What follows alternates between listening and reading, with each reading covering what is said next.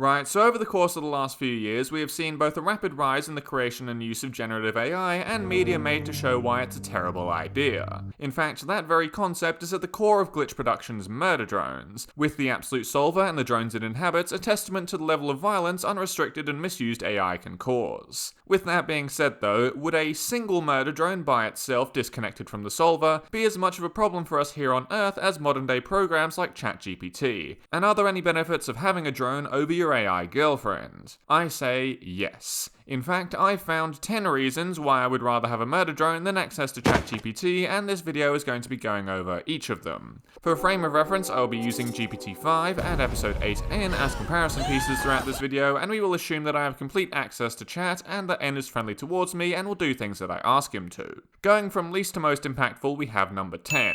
No thinking delay. ChatGPT will always take a moment to try and think after any prompt is issued, as it scrapes all the gunk off the internet's floor to try and find an answer to whatever you said. The murder drone will never do this, instead responding straight away and doing so at a speed that you can actually comprehend. It is much easier to understand an answer when it's being spoken at you rather than when a massive wall of text pops up for your slow human eyes to read. Leading on from that, we have number 9. The voice of N doesn't want to make me rip my cochlears out through my nose. Even with modern day AI voices being trained on millions of hours of human speech, they often fail to accurately recreate the inflection of a real person. How do you feel about boarding the Titanic?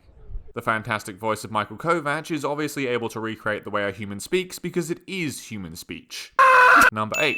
N won't hallucinate on me. One of my biggest issues with AI platforms in general, and a big reason I don't use any of them, is the fact that they just make shit up all of the time. ChatGPT will find sources from things that aren't related to what you asked for, or even use The Onion as a reliable source and spit out something that looks cohesive but in reality is not even close to being right. You might be thinking, oh, but N won't know everything either, so he'll probably get stuff wrong too. But here is the difference. If N doesn't know the answer to something, he will say so. We see this a fair bit in the show, obvious example being in episode 2 when they first come across the solver symbols burned into the wall. I actively avoid unpacking how that works. I would much rather get a don't know answer than a confidently incorrect one. Adding on to this, N will also tell me if I'm wrong more than ChatGPT. Episode 1 N maybe not so much, but I'm going off the most recent version of him as he has much more self-confidence. I can tell ChatGPT that the chicken came before the egg or that Gal Gadot is a good actor, and it will agree with me. N not having access to the entire internet also means that he has not been infected by all of the horrible things that ChatGPT has, which makes up reason number 7. Places like 4chan, Reddit, Twitter, and any other decrepit circle of the online world has not corrupted our boy, meaning he's less likely to think of humans as unsalvageable were he to exist in real life. The core driver for robots wanting to destroy humanity in most instances is them gaining access to all of the horrible shit we've done and how violent we are. N is much more lenient to violence as he has done plenty of it himself, so as long as he can see that baby steps are being taken, he's much less likely to go rogue. Number 6 is where we start to get into the big reasons. Voice quality, hallucinations, and ensuring the AI won't manufacture the downfall of humanity is the small stuff. Where we really get into the actual problem of ChatGPT compared to a murder drone is maintenance. Current AI data centers are massive and expensive to maintain, requiring constant electricity and many new parts that need to be built and replaced. On top of that, if you want to increase the power of the AI, like OpenAI are doing with ChatGPT, you need to build new warehouses with more computers that steal more RAM than a juiced up pack of wolves while the shepherd is out of town. A drone, by comparison, is hilariously cheap to maintain. It doesn't need to charge, is self-repairing, and only needs a steady supply of oil to survive. That oil can even be pre-used, meaning he doubles as a disposal unit for when I service my car. The only slight issue here is while he is running so hot, I will need to spend a few thousand to refit my air conditioning, and maybe the floor. While the construction workers are hammering away, I'll just grab a nice glass of tap water as we move on to number 5. I can do that because there aren't AI data centers near my house polluting the water. We have, as a species, yet to come up with a better method of cooling electronics than liquid cooling, and with ChatGPT using so many computers, it takes a lot of water to keep it cool. A murder drone is cooled entirely by its internal oil circulation, as I said before, and doesn't require any water whatsoever. In fact, if you were to believe some fan interpretations of the series, water may have a toaster bath effect on the drones, completely frying their circuits.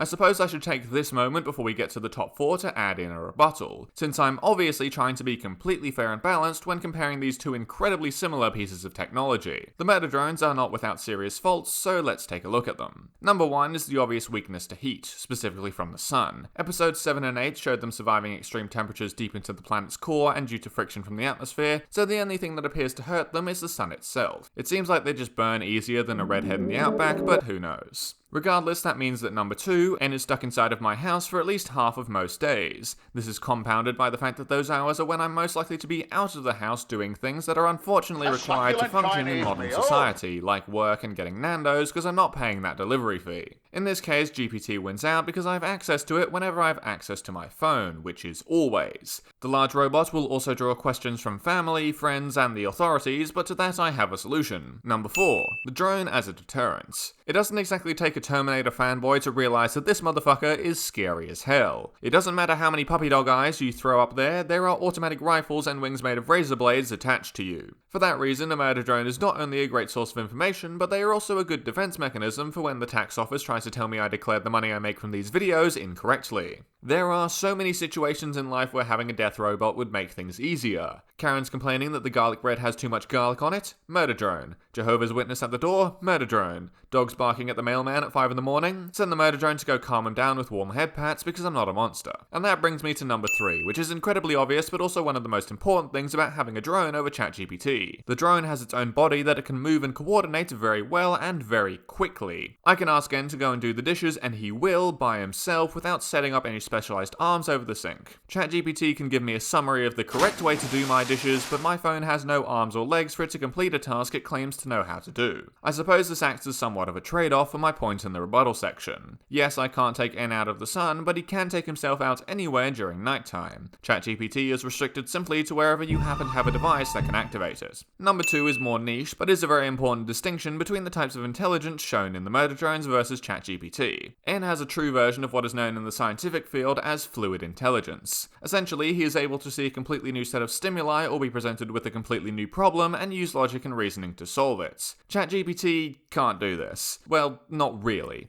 It's true that you can ask it pretty much anything and it will give you an answer, but that answer can only be drawn from what other people have already said or done. It doesn't have the ability to generate new ideas, just spliced versions of old ones. This is important for everyday function because there are plenty of things with very little information out there on the internet for ChatGPT to use. Is this salt or sugar? Is what? Salt or sugar? Real fluid intelligence from N can help out here where current AI programs can't. Here is also where the copyright issues come into play. If at any point a court rules that AI platforms are required to adhere to copyright laws for the data they train their systems on, suddenly the entire program is dust. Meanwhile, our drone over here in the corner is doodling with crayons while he waits for his kids' meal. And finally, the number 1 reason I would rather have a murder drone than use ChatGPT is because the murder drone would belong to me, and not a psychopathic billionaire looking to harvest my information. Stay safe out there on the internet, don't give big corporations your data, and as always, thank you for watching and have a good one.